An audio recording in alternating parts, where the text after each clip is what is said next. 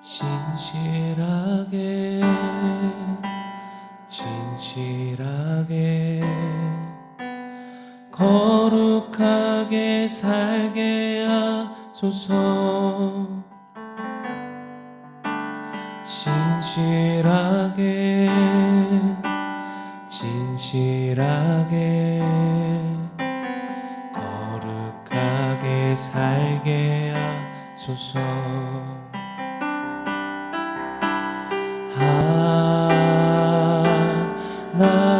하나님 나의 마음 만져주소서. 하나님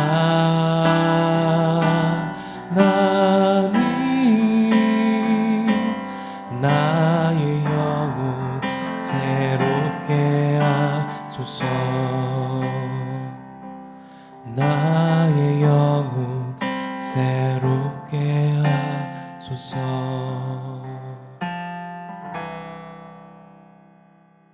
샬롬. 오늘 함께 나누실 말씀은 요한일서 2장 1절에서 2절 말씀입니다. 나의 자녀들아, 내가 이것을 너희에게 쓰면 너희로 죄를 범하지 않게 하려 함이라. 만일 누가 죄를 범하여도 아버지 앞에서 우리에게 대언자가 있으니 곧 의로우신 예수 그리스도시라. 그는 우리 죄를 위한 화목 제물이니 우리만 위할 뿐 아니요 온 세상의 죄를 위하심이라. 아멘. 제가 감명 깊게 본 영화 중에 이 변호인이라는 영화가 있습니다. 송강호 씨가 출연한 영화인데 잘 나가는 변호사였던 이 송강호 씨가 과거 밥값 신세를 지었던 이 국밥집 아주머니의 아들이 억울하게 재판에 서게 되는 상황에서 그 재판의 변호를 맡게 되면서 이야기가 진행이 됩니다. 그러면서 이 불합리함과 싸우는 여러 장면들이 나오게 되는데 보면서 참 멋지다라는 생각을 하게 됩니다. 그런데 이 변호사도요, 한계가 있습니다. 재판에서 지게 되면 더 이상 변호를 할 수 없다는 것이죠.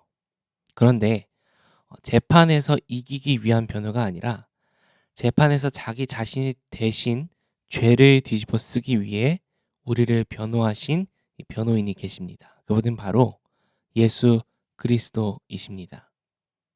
오늘 요한은 요한일서 2장을 시작하면서 자신이 사랑하는 이 교회에 대해 이렇게 1절에 이야기합니다. 나의 자녀들아. 영어로는 little children이라고 되어 있는데 아이를 향한 애정이 담긴 표현이죠. 그러니까 정말 이 교회를 사랑하는 마음으로 오늘 이 2장을 시작하고 있는 것이죠. 그러면서 뒤이어 이렇게 이야기합니다. 내가 이것을 너희에게 쓰면 너희로 죄를 범하지 않게 하려 함이라. 너희들이 죄를 더 이상 범하지 않도록, 죄를 범하지 않고 경건한 삶을 살아갈 수 있도록 하기 위해서 지금 내가 이 이야기를 하고 있는 것이다 라고 말하는 것이죠. 그러면서 뒤이어 이야기를 하는데요. 만일 누가 죄를 범하여도, 만일 누가 죄를 짓는다면 이라고 가정을 하고 있습니다. 우리도 사실 자녀들을 양육하면서요, 자녀들이 잘못된 행동을 할 때 그 행동을 바로잡아 주고자 합니다.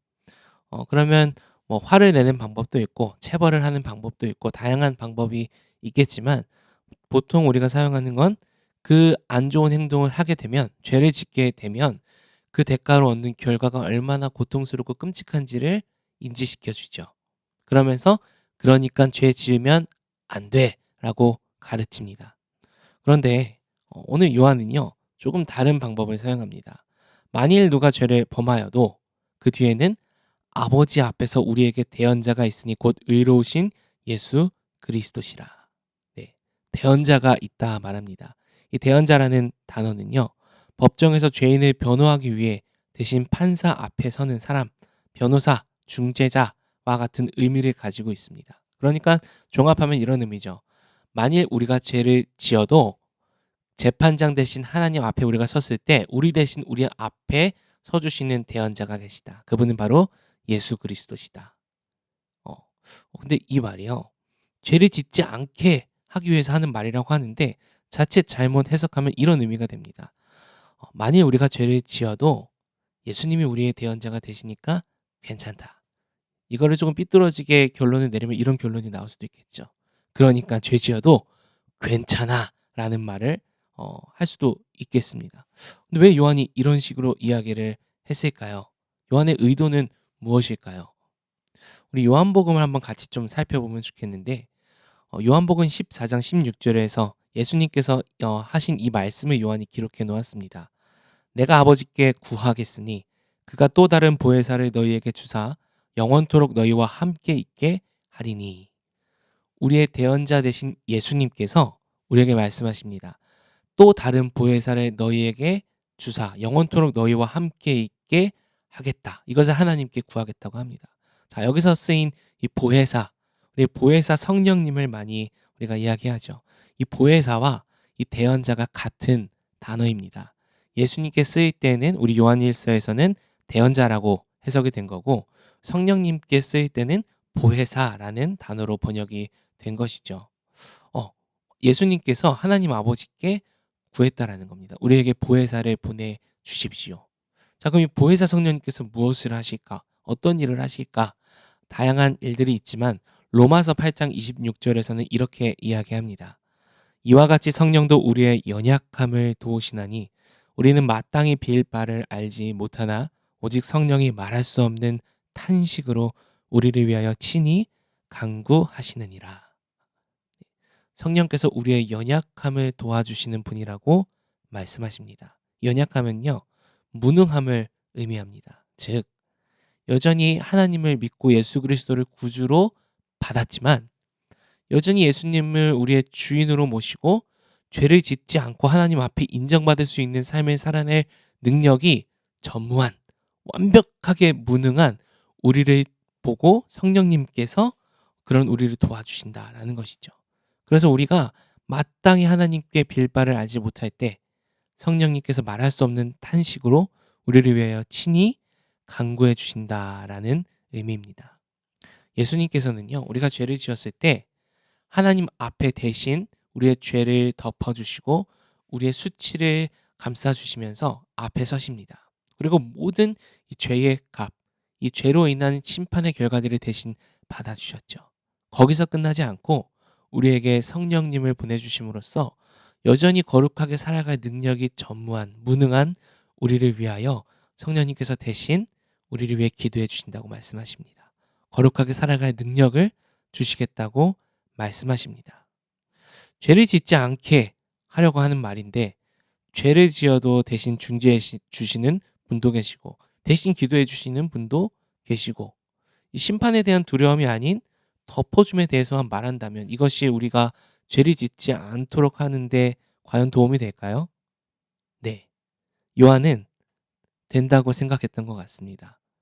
우리를 위해 자신을 화목제물로 내어주신 예수님, 받아야 할 심판과 사망을 대신 치러주신 예수님. 요한은 우리가 이 대언자, 보혜사 되신 예수님과 성령님을 묵상할 때 그것이 우리로 하여금 죄를 범하지 않게 하는 원동력이 된다고 말하고 있는 겁니다. 예를 하나 제가 들어보겠습니다. 옛날에 EBS 방송에서 이 실험을 했던 내용인데 두 아이에게 한번 실험을 해보았습니다. 한 아이는요 이렇게 했습니다. 내가 집에 가서 어머니 대신에 설거지를 한번 할 때마다 이만큼의 용돈을 주겠다. 네, 그런 조건을 걸었어요. 자, 아이가 집에 가서 설거지를 했을까요? 안 했을까요? 가자마자 했습니다. 다 하고요. 설거지 거리도 없는데 설거지 또 하면 안 되겠냐고 막 엄마에게 막 이야기를 하면서 열심히 설거지를 하는 모습을 보였습니다. 네. 또 다른 아이는 어떻게 했냐면요. 먼저 이 아이의 어머니에게 인터뷰를 해서 영상을 찍었는데 아이를 얼마나 사랑하는지 한번 말씀해 주세요 해서 정말 내가 내 아이를 얼마나 사랑하고 아끼고 하는지 그런 내용들을 영상으로 찍어서 먼저 아이에게 영상을 보여줬어요. 아이가 가만히 그 영상을 보더니 울더라고요. 네. 울고 나서 이 아이에게는 집에 가서 뭐 엄마 위해서 뭐 설거지해라 청소해라 이런 말 하나도 하지 않았습니다. 집에 가서 엄마가 설거지를 하는데 대신 했을까요? 안 했을까요? 네. 하진 않았습니다. 하지 않았지만 대신 어떤 행동을 했냐면 설거지를 하는 엄마에게 쪼르르 가더니 갑자기 뒤에서 엄마를 안더라고요. 그리고 말합니다. 엄마 사랑해요 라고 말을 하더라고요.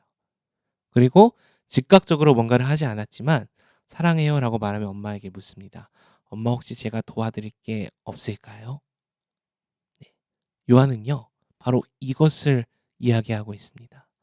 죄를 이겨내는 힘은요, 그 능력은요, 죄에 대한 심판으로부터 오는 것이 아닙니다. 그것을 예수님께서 바꿔버리셨어요, 완전히. 그래서 죄를 이길 힘은요, 우리가 하나님과 함께하는 이 사귐 안에, 그 사귐의 중심에 있는 것, 이런 죄인인 우리를 대신해 대언자로 나오신 예수님, 그리고 이런 우리를 끝까지 도우시겠다 말씀하시며 우리 안에 영원히 내주하시는 성령님, 그 은혜를 우리가 많이 누리고 깨닫게 될 때 이것이 바로 죄를 이길 힘이다, 원동력이다 라고 오늘 이야기를 하고 있는 것입니다. 우리가 오늘 하루를 살면서도 참 얼마나 많은 죄를 생각으로, 말로, 행동으로 짓는지 모릅니다. 그런데 그럴 때마다 우리에게 필요한 것은요, 내 자신의 채찍질하면서 왜 또 이런 죄를 지었냐, 마치 옛날 시대 때 사람들이 잘못 알아서 죄를 지을 때마다 자기 자신을 채찍질하고 고행을 하기도 하면서 죄값을 씻어내려 했던 사람들처럼, 그런 심판에 우리는 집중하는 것이 아니라 심판 대신 그 심판을 뛰어넘는 하나님의 은혜, 예수 그리스도의 은혜를 우리가 기억한다면요, 그 관계에서 오는 자유함과 기쁨이 결국 우리의 죄성을 이겨내는 힘이 됩니다. 오늘 하루도 우리 각자 살아가는 삶 속에 분명 100% 실수하시고 넘어지실 겁니다. 그런데 그때마다요, 괴로워하고 수치스러워하는 그 마음 가지고 우리가 하나님께 나아가길 소망합니다. 그리고 기도하는 가운데 내 죄보다 크신 하나님의 은혜를 묵상하시면 좋겠어요. 우리가 죄를 짓다가 하나님과 눈이 마주쳤을 때, 마치 베드로가 예수님을 부인했을 때, 3번 부인했을 때 예수님과 눈이 마주쳤는데 그때 그 예수님을 보던 눈빛, 예수님 어떤 눈빛으로 보실까요? 베드로를 막 이렇게 막 완전 째려보면서 너 나중에 내가 부활하면 죽었어 이런 표정으로 쳐다보셨을까요? 어떤 표정인지 성경이 묘사하고 있지 않지만요, 저는 그 눈빛이 사랑의 눈빛이었다고 확신합니다. 그것을 우리가 깨닫는다면요, 날마다 그것을 깊이 묵상한다면요, 우리는 죄를 짓는 것이 힘든 그런 존재가 될 것입니다. 이미 그렇게 우리의 존재를 바꿔주셨습니다. 그래서 오늘도 우리 함께 그 하나님의 사귐을 나누며 죄보다 크신 은혜를 누리시는 우리 바이탈교회 성도님들 되시길 소원합니다. 그래서 오늘 원포인트는요, 이 대언자, 보혜사를 우리가 기억하며 사귐을 하자는 의미에서 보혜사 귀임입니다. 보혜사와 사귐을 합쳐서 4글자로 보혜사 귀임이라고 했습니다. 오늘 이걸 기억하면서 함께 은혜 누리시길 소망합니다. 오늘 우리 함께 들은 말씀과 원포인트를 기억하며 기도하기 원합니다. 우리의 대언자 되신 예수님, 오늘 주님과의 친밀한 사귐 속에서 우리의 죄를 덮어주시고 우리의 수치를 가려주신 그 주님을 만나길 원합니다. 우리의 보혜사 되신 성령님, 은혜를 소유했음에도 연약하여 넘어지는 우리의 무능함을 대신해 말할 수 없는 탄식으로 하나님께 친히 간구하시며 우리 안에 거룩함을 창조하시는 성령님의 능력을 구합니다. 함께 우리 고백하며 기도합니다.